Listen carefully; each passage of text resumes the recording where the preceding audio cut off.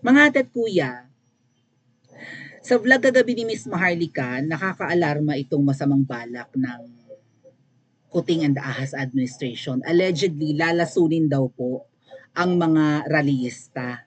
Kapag sumugod sa Kamangyang, ititirgas ng may lason, and ayun, no, magkakandamatay po ang mga rallyista. Nakakalungkot kasi isa ako sa mga sumasama sa Liwasang Bonifacio na balak nga pong lumakad papuntang Malacanang.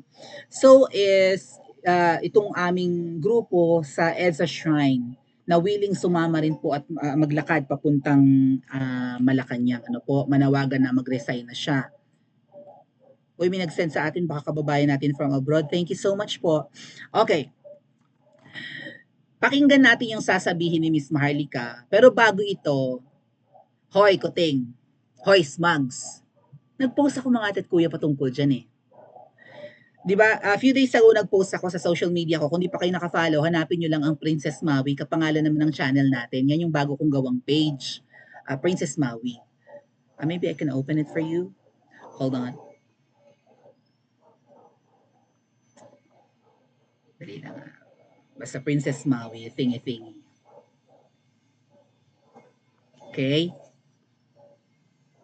Also, Maui Spencer, yun naman ang ginagamit kong pang live sa aming rally. Jack Pollens from Canada, thank you. Ayan, sa aking ate dyan sa Canada, hello po ate Edith. Meron kaming nakausap doon din. Itong iiwasan nyo, Kuting, itong pagtitipon-tipon ng mga tao, okay? Kakampi nyo ang media, fine. Tahimik ang media sa kabulukan nyo, fine. Pero kapag nagsasama-sama, kaya mga ate at kuya, gustuin ko man na pigilin ng aking sarili, i-invite kayo sa mga pagtitipon namin yan, sa Liwasan or sa EDSA Shrine. Please do. Lalo kung nandito kayo sa Pilipinas, malapit lang kayo sa Kamaynilaan, or nasa Metro Manila kayo, please join us. And then you wear black, okay? Pero kung haharangin, matapagdudahan tayo, lalo may mga pautot na mga pa-checkpoint nga, at kapag maramihan ang sumusugod sa EDSA Shrine or sa Liwasan ay pinipigil pag nakaitim. So maybe dala kayo, magbaog kayo ng ibang kulay ng damit. Pero okay lang nakaitim kayo, basta hindi kayo marami. Sa mga pagtitipon kasing yan, napag-uusapan ang mga bagay-bagay. Kuting, minsan nandun ang mga puting ahas. Sumasama sa amin. At maraming chinuchucho. Kaya nalaman namin na nagkaroon kayo ng emergency meeting sa Kamangyang at nandun si Michael. Hanapin niya doon ni Michael. Pa-comment po sa comment section mga Mawinians para malaman ng mga bago sa ating channel. Si Michael na special envoy to sa bansang nakikipag-away dyan sa kasi si Michael na ito ay di ba mukhang in chick. Ano apelyido ni Michael? Ayan, may nakapag-comment na. Last 5 points. Itong si Michael, ang alam ko po ay hindi ito ayun, may nakasagot na. Hindi ito nakakapag-Tagalog. Tinanong ko nga itong kakilala ni Michael sabi, ano to si Michael? Nakakapanagalog to? Hindi raw. Siya ay Englishero talaga. Sabi ko, ba't siya Englishero? In-chick siya. Hindi, Canadian yan, sabi. Oy, talaga ba, Michael? Oy, Ma'am Shi, Canadian pala yan? Ano ka, bumukaka ka dyan? Hindi naman. Pag-usapan natin yung bumukaka mamaya pagkatapos nitong topic. Nag-emergency meeting itong si Butod at ako sino-sino pa sa palasyo na puno ng ahas. At nandun si Michael, parang nagpapasaklolo, ay, please join us, Michael, we need you, thingy-thingy, parang ganun, So siguro, financier ito. Mayaman to eh. Madatong si Michael. Okay? Yung sinabi niya, ano ba na, sabi ni Butod, ay guys, sama-sama tayo, mabangon muli. You guys are the best, sabi nung Michael, di ba, sa video. You guys are the best. Alright, sama-sama tayo, mabangon muli, sabi ni Butod sa video. Okay, kasama si Michael sa emergency meeting. Kailan ba yung meeting nila? Was it 26 or 27? Pumunta kami ng, 26, Lunes, yung pupunta namin sa Liwasang Bonifacio. Nandun ang puting ahas. Kasama sa meeting si Michael, At ang napagmitingan pala ay binulgar ni Miss Maharlika. Pakinggan muna natin ang vlog niya. Okay? And then may babasahin ako para sa inyo maya-maya. Nasaan ang vlog ni Miss Maharlika? Pakinggan natin. Nakakakilabot na kailangan nating paghandaan, na kailangan yung mga taong simbahan, lahat ng Pilipino ay makaalam. Kami po ito ang balita sa loob ng Malacanang. Hindi ko to information, galing sa loob ng Malacanang. Hello, Miss Maharlika. Okay? About last night, Michael Ma and Lisa plan sa protest rally kapag pumunta na yung tao sa Malacanang. Kinakabahan na po sila. Okay? Pakisabi po sa taong bayan yung plano nila. Okay? This is not my words. Coming from our puting ahas. Miss Maharlika, ito yung narinig namin sa meeting. Please, sabi niya dito, please protektahan niyo po yung aking identity. Baka magurgur ako. They going poison nakalagay dito. Diba? They going pee, you know what I mean? Through spray or air, lahat ng pupunta sa Malacanang. Na, sabi niya dito, magically through riot police. Please, sabi niya, Miss Maharlika, do something about this. Mga kababayan, wala po akong kapangyarihan, hindi po ako polis, hindi ako AFP, wala akong peso sa gobyerno. Ang kapangyarihan ko lang ay katotohanan at etong tagapaghatid sa inyo ng impormasyon galing sa loob. Okay? According to our source, gagamit sila ng P through chemical chuba-chuchu na kapag nag-attempt ang Pilipino ay mag-spray sila or you know what I mean. Okay? Actually, tinanong ko siya. Sabi ko sa kanya, A1 ba yan? Sabi ko na ganun. Okay? Sabi ko, ma'am, sobrang salamat ha. Sabi ko na ganun. Yung malasakit mo, sabi ko ganun sa kanya. Sobrang salamat sa malasakit mo. At sinasabi mo ito sa akin.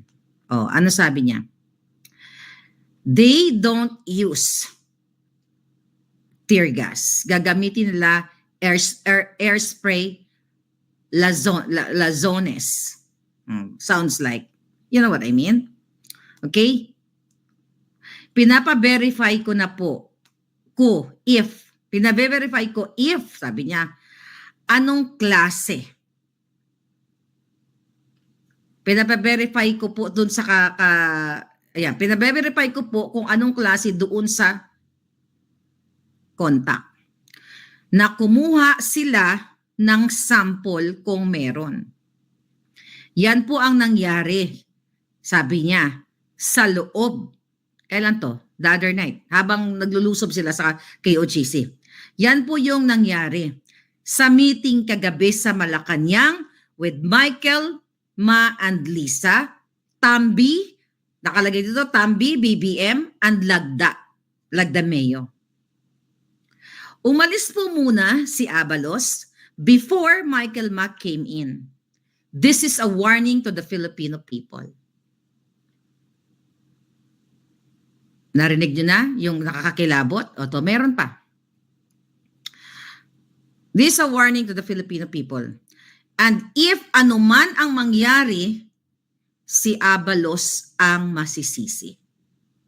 Nakita nyo mga kababayan, ang ginawa nila sa KOJC, sabi ko nga, whether ano ang iyong relihiyon, ano ang iyong political affiliation, tama ba na inisprehan ng pulis huling-huli sa camera? Yung isang lady, okay, sa KOJC, harap-harapan, may camera, inisprehan niya. What if kung may lazones yun? Let's just use that word. What if kung merong lazones yung ano na yun, yung in-spray niya. Eh di na tsugi na lang ng ganun-ganun yun. Ang tinutukoy ni Miss Maharlika mga ate at kuya ay si Sister Eleanor ng KOJC. Yung nasa viral video na nakatalikod, nilapitan ng pulis, inisprayan. So hindi naman nasilam si Sister Eleanor eh. Parang hindi tear gas yung inispray. Hindi katulad sa isang lalaki sa KOJC na nanisprayan. Talagang uy-uy na, naiyak na, napayuko ng ganun. Binuhusan na lang ng tubig yung mukha ng mga kasamahan. Baka yung inispray na yun ay hindi highly concentrated na, let's say, cyanide, no? Whatever poison they are using. Pero eventually, kahit na maliit na amount lang na i-dilute sa tubig, eventually magkukos din sa iyo ng complications sa kung anumang disease meron ka, 'di ba? Makasira ng respiratory system mo, eventually ganun mag-choke ka, 'di ba? Atakihin ka ng hika, atakihin ka sa puso, whatever. Lason pa rin yun kahit konti eh. Pero malay mo 50-50, 'di ba? Let's say for example, 50% alcohol, 50% lason. Hindi ka nalason sa moment na yon kasi nga kapag kinoncentrate yun, tumba ka eh. Ganun ka-potent ang mga lason eh. Pag nainom mo, tumba ka. Lupaypay ka, tigok ka. Baka, di ba, maglagay lang sila ng certain percentage of that lason. Pag spray sa'yo, okay ka pa. A few days after, tegi ka. Mga manggugurgur ko mga to. Oh, itong vlog ni Miss Maharlika, kagabi lang. Now, ang post ko sa aking page. Kailan? Dali ha, tingnan ko, open ko yung post ko sa aking page.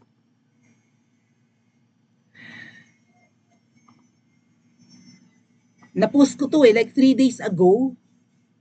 So kita nyo, nagko-corroborate yung vlog ni Miss Maharlika at ang post ko. I-scroll ko yung aking page. Princess Maui page. Few days ago, nag-post ako patungkol dyan. Yung si Michael ay kasama sa meeting. Oh, post ko. That's 2 days ago. Hindi pa nagba-vlog si Miss Maharlika, mga ate at kuya. Screenshot ko, send ko sa sarili ko para... Hold on a second. 2 days ago, nag-post na ako patungkol dito. Ay, Ate Roma, thank you so much. Sa'yo pa... Dali lang po. Thank you, Ate Roma. Dali, send ko lang ha. Where are you, love? Where are you? Okay. What the heck? Alo. Sana yun?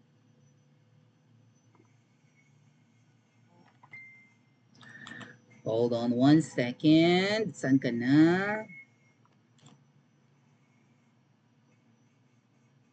2 days ago, nag-post ako mga tat kuya.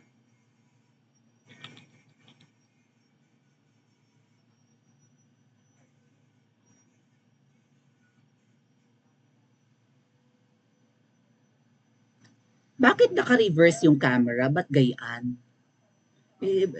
Reverse ko nga isa pa. Reverse. Reverse. Bakit maligtad? Hindi nyo tuloy mabasa ng maayos.